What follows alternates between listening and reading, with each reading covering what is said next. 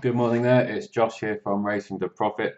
I was going to do a write-up for the Kerry National, but I thought I would try and do or attempt a quick video, which is always a challenge for me, but we don't want to be going on too long here. I will just focus on the horses. You can see the tips there for the Kerry National. It's the first, I suppose, kind of soft, heavy ground winter 3 mile or further handicap chase of good quality, and they are generally the race of focus for the tips. We've done quite well in those the last couple of years, and hopefully we can keep going moving forward.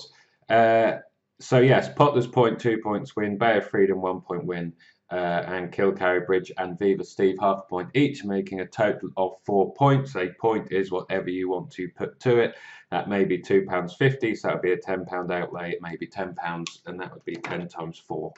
£40, etc. So, what are we going to look at? The first thing I want to just focus on quickly is this list of 1, 2, 3, 4, 5, 6, 7, 8, 9, 10, 11 horses, which was my kind of stats long list. I did a bit of trends and whatever else. I kind of take a two-pronged approach with these races. I like to have a kind of trends or stats idea or short list, but I also like attacking the race cold and looking at them through my 3 mile plus handicap chase eyes. The 4 stats which left this shortlist were, well, those that had no runs in the last 90 days, a 0 from 27 3 places in the last 10 years. Of course, that's quite a small sample, but in the last 20 runnings, those that had 121 days or more off are 0 from 46 6 places, although the places at more than 10% isn't too bad there. One of them will win one day, no doubt. All the last 10 finished in the top 8 last time out, as did 19 of the last 20. One of those was an unseated rider, so kind of top 8 last time out or unseated rider I kind of included. What else did we have? Yeah, all 10 of the last winners had 0 to 1 wins over the distance. Those that had 2 or further were 0 from 26 4 places. Again, that's a bit tentative, but I used it as a guide. And all of the last 10 had 6 or fewer career wins. Those with 7 or more, 0 from 41 7 places. Those with exactly 2 handicap wins or 2 handicap chase wins are 0 from 33 and 0 from 34. 6 and 3 places respectively, which the likes of the Colin Tizard horse fall down on, but that's one of those kind of random stats. A general point about this race: it has been raining. I believe it was already soft. The ground is testing. It's very heavy. There are very few horses in this race who have form over the distance, as you can see by the lack of distance symbols, and combined with winning form in soft or heavy. So there's hardly anything in here which has winning form over 3 miles or further in soft or even heavy ground. Plenty of these horses have been run over further, up to kind of 2 miles 6, 2 miles, and plenty of them have been run on kind of the worst ground their face seems to be yielding. And kind of good, a lot of them. So you're kind of making educated guesswork as to if they will handle the ground. I think they might be strung out in this, because there's plenty of these that look like they just won't handle conditions and will not see out the trip. But we shall see. The other thing I should say with this shortlist is that French bred horses are 0 from 20, 1 place, and only 1 is placed in the last 10 years or so, or maybe the last 20 years actually. Again, that is a small sample. With French breds, you generally relate them to kind of speed, I suppose, and you're talking in generalities there, but you don't relate French bred horses to kind of slogging it out too often in the mud over extreme trips. But no doubt that trend will be broken at some point. You can see the French bred horses there: a Toy Phil, Arb de Vie for Mullins, Slow Motion for Joseph O'Brien. What else? Arc Wrist for Joseph O'Brien again. So those have a question mark over them, those French breds. Now I just want to focus on those that I've looked at. So Potter's Point is unexposed, 8 chase runs, 2 wins, 6 places. I mean, he's been very consistent in his career. 14 runs so far, 4 wins, 12 places. He's got that unexposed profile. There should be more to come in handicap chases, given that this is only the second handicap chase of his life. So there should be more to come on that front. But at the same time, he has a kind of hardiness about him, and he's shown his ability. So it's a kind of good mix. Which hopefully is why I'm quite confident. There is a question, like with most of these, over the trip and ground combined, as I've touched on. Soft ground doesn't seem a problem. This race here, he was staying on, and he kept on in soft in this novice chase over 20 furlongs. Likewise in this novice chase on good. Yielding, this was a good novice chase, grade 3 at Galway, and it was behind a well-respected and very good horse. And he comes here in form, having bolted up last time out over 22. There's every hope and expectation the way he runs, and having watched that video last time, he looks a big strapping horse. There's every hope that he does appreciate this step up in trip and that the ground won't be a problem. It is a niggle. I think 8-1 just about allows the play.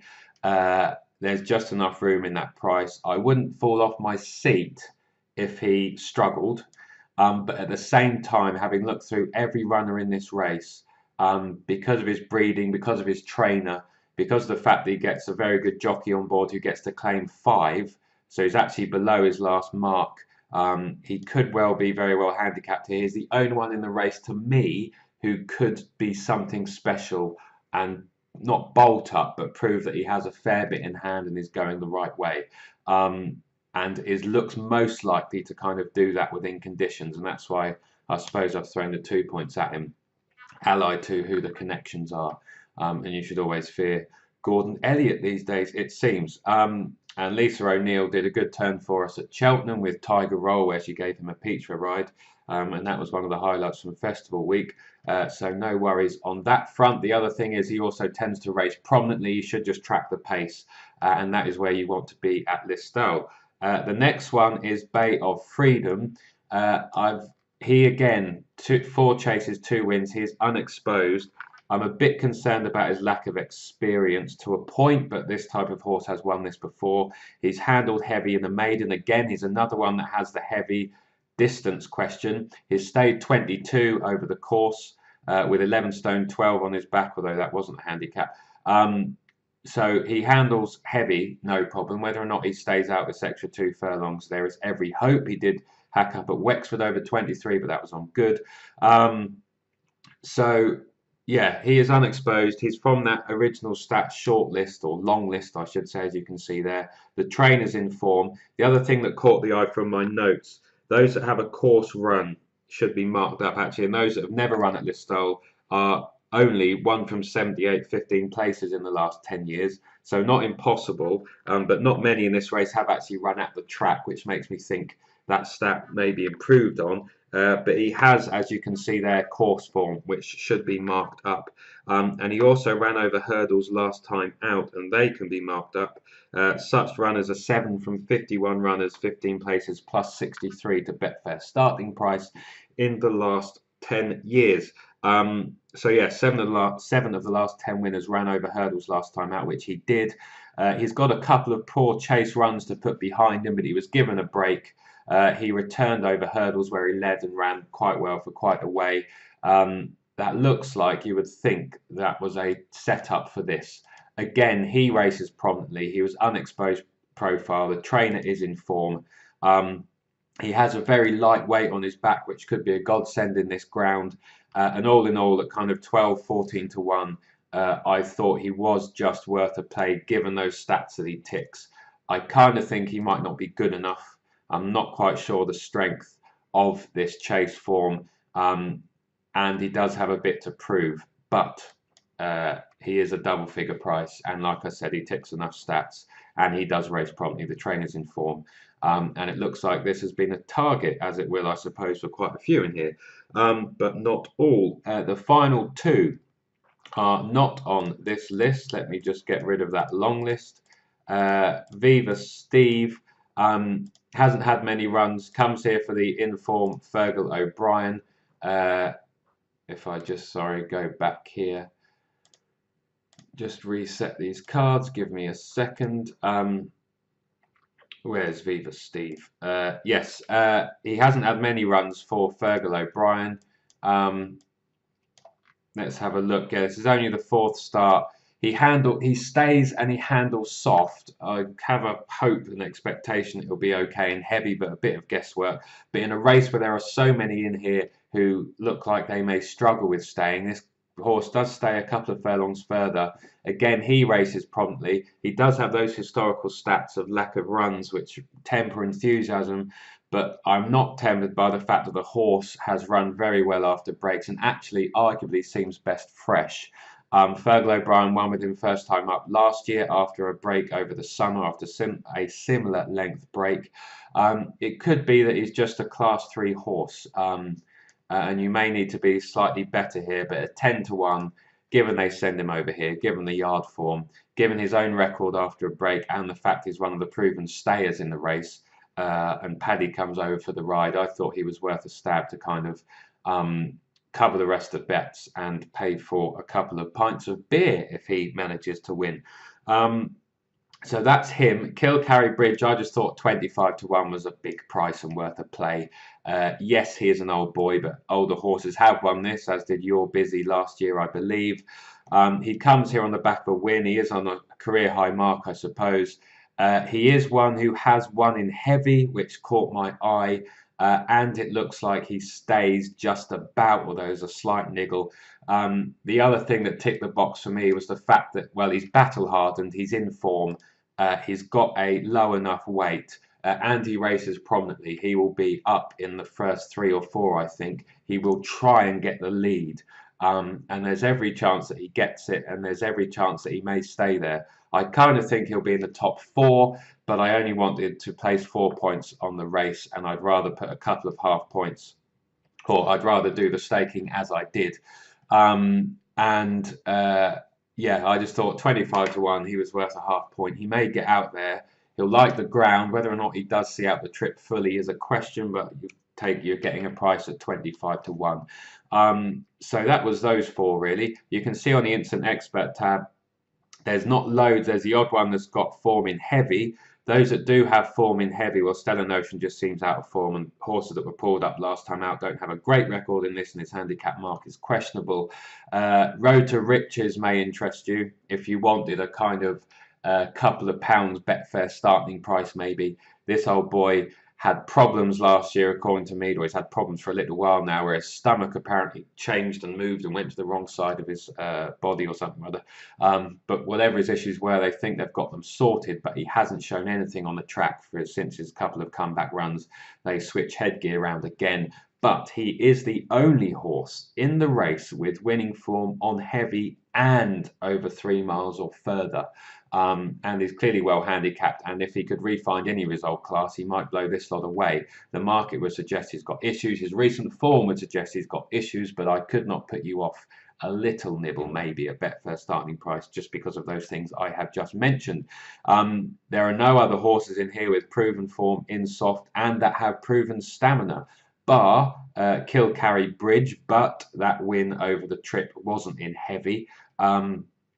And Bay of Freedom's another one who's won at heavy. Well, that was kind of 27 and a bit furlongs again, but that win over that distance, I don't think, was on heavy. So you can see the conundrum there in terms of proven stamina. They could be strung out here. Something that's never had any previous form on soft or heavy may suddenly bounce back or into some form and winning form.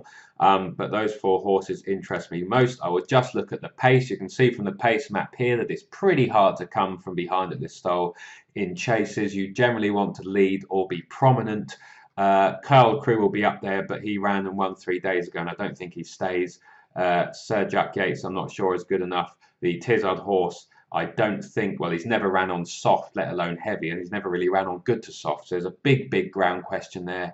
You may want to take a chance at a price. He's in form, but I left him because of that ground question, and it is a big one. Stellar Notion isn't in form. So who knows what he's going to do. Kerry Bridge will definitely be up there, and he will try and make all, so he should be in the right place. So will Viva Steve. He will race very prominently as well. When he won at Ayr on his return after a break, he made all. And so he'll be up there, so that's a positive. And Potter's Point will be up there as well, tracking the pace. And so will Bay of Freedom, I think, will be up there. They may try and ride him to ensure he stays, but hopefully all 4 selections should be in the front quarter of the pack, which is generally where you want to be in any chase for me, and it's generally where you want to be, certainly round this style. So that's a positive. You can note down any other things there. There are various reasons why I'm against, or I should say pro, those horses. I'm now at 15 minutes and 28 seconds.